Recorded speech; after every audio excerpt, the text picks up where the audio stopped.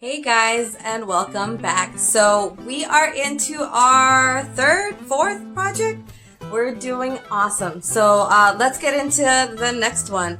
This one, we are going to let the creative juices flow, and we are going to use a very thin material, which can be tricky, especially for the younger ones. But that's part of the excitement. So if you have coffee filters in your kitchen, go grab them. I only had brown ones, which, you know what, it's not the end of the world, because like I always say, we are about process and not a beautiful outcome, right? So even though it is a little bit selfish, because I need them to paint some of these for me so that I can hang them on this art piece that I've been working on with them.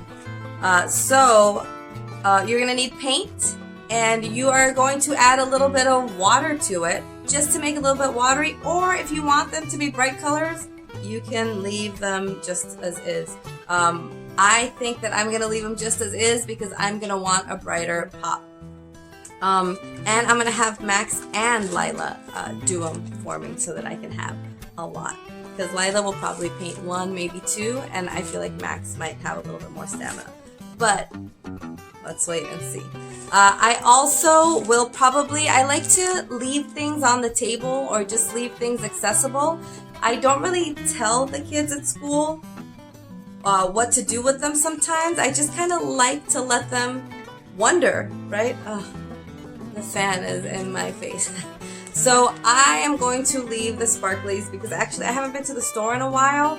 Because of this whole COVID thing, and I'm trying to stay home as much as possible. So my crafts are kind of running low on my supply, but like I said, you can pretty much make confetti out of anything. If you grab a hole puncher and you just hole punch colored paper, you can have them do it, and that works. They're fine motor and they're gross because, you know, that big muscle down your arm, it starts to hurt when you're hole punching, right? But it makes really cool confetti. And if you have like glitter paper laying around, have them hole punch that. It might be a little bit tougher to get the hole punch through. So even maybe you can do it at home. You gotta pick your battles. You want to keep them busy, have them do it. If you want to bust a quick activity in between your workday, you do it. You know, you'll be a lot faster, you'll be more efficient, and then you keep it in your mind for maybe another time where you want to keep them busy and you're like, oh my gosh, I should totally go grab that hole puncher and that colored paper. So what I'm gonna do a little bit different in this video that I think I also did in the video before is I'm going to group this part of the video, the explanation and the breakdown of why we do what we do, and then post them actually doing it after this. And you can just watch this part and then go do it, or if you want to see how I break it down for her, and I mean I guess him too, but also opening up the conversations that we're having versus him being, you know, at the TV or on the video games. It's been so tricky trying to keep him off the video games. I think that I'm going to have him on for a segment on older kid video games and how we work through that. It's a work in progress, but I feel like a lot of the times that I talk to my family or just peers that have kids around the same age, we all run into the same problem. We can't get them off, and if we get them off, to do what? Like now we have to engage them, and when you're busy, that can be tricky. So if you have kids that play video games and you want to see how we work that situation out at home, stay tuned, because that's going to be my next branch. I'm going to kind of see, or not see, but I guess share how we work through it, because I think we have a pretty cool system. Okay, so let me know how it goes. Like I said, you're going to need paint. You're going to have those supplies off to the side just as kind of teasers. See if they're interested. They might not be, but it's there as an option. It's a really fun activity. Make sure they're holding the brush. Try to encourage them to bring their hand down a little bit lower. Let's see.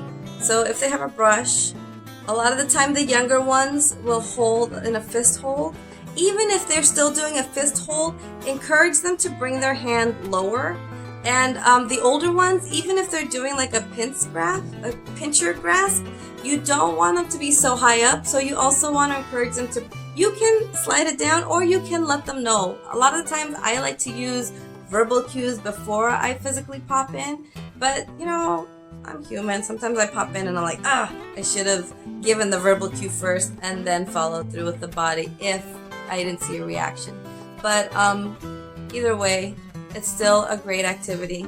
Don't beat yourself up over little things. I keep trying to tell myself that because I feel like every kind of slip up sometimes is a missed opportunity. But if we lived our life that way, I'd be grumpy all the time. Anyhow, okay, I hope this works out. I hope this is helpful. Let me know what works, what doesn't work. I will add Lila's video and you will see it. Guys. Yep, hi guys, you're right.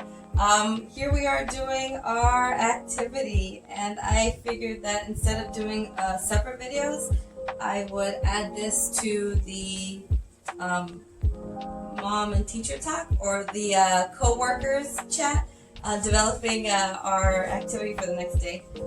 But here they are. It's a little bit of a selfish project for me because I want them to hang it. I want to hang it on a project that I have going, and I'll show you later what that looks like put together. But for now, they're just working their skills and making beautiful, beautiful coffee filters. Mom, I'm making rainbow. You're making a rainbow? No. No? Rainbow colors. Rainbow colors, I see. Make sure you move it around. Cover all the coffee filter, not just in the middle, because then it's going to get a hole. It's too much paint, it'll tear. Isn't it too much? No, but if you spread it a bit, then you can put paint all anywhere you want. Ooh, that's a good idea. All the way across. Oh, I like the way you're holding that paintbrush. Yes. Okay, peace. How do you like this one? Ooh, that's cool. Let me see, Max. It's a ladybug? Well, it kind of looks like a ladybug if you say so, but it's blue, white. It's a colorful, it's a unique ladybug. Yeah. You can make the eyes. Los ojos.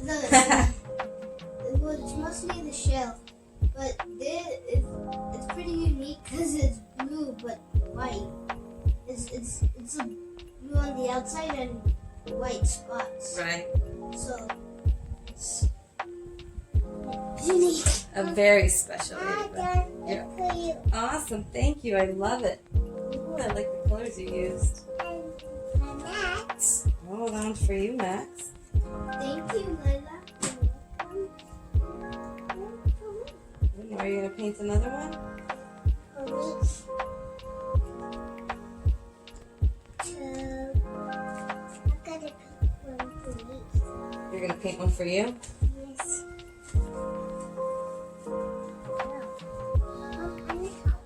You need help with what? What do you need help with? The paint is over there. Do you need help finding the colors?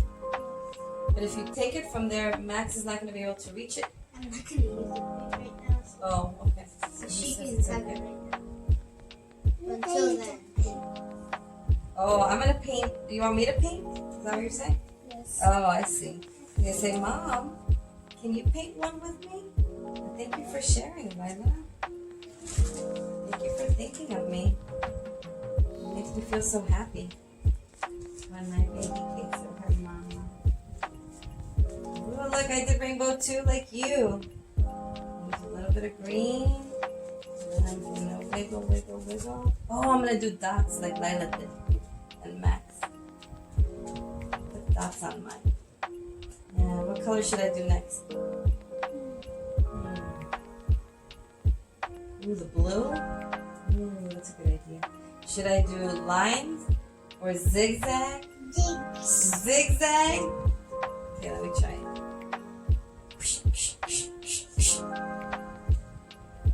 Thank you.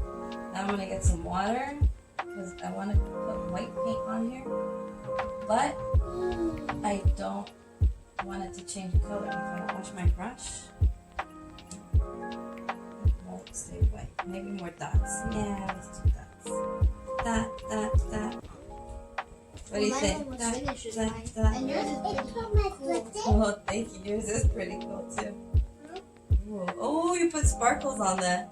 I want Did you see Max's sparkles? Let me see. That's so cool. I didn't really Look, put they put it on the outside. To match if his- If you say it like that, they kind of are sparkles. Or, well, what would you? Snowflakes. Snowflakes. Right, that's true too. I'm Maybe trying to put snowflakes. different. But Lila, different for this, you know it. Wait, but you gotta open it. So we gotta twist it from the top. Got it? Oh yeah. Yeah. Way to go. Those strong fingers. That's right, girl. Strong fingers. No, don't pop it off. 'Cause then all your glue is gonna go all over the table. Ay, ay, ay. And we're gonna have a flood of glue. A flood of glue, a glue flood. Oh, no. Blood. A glut. That's pretty good.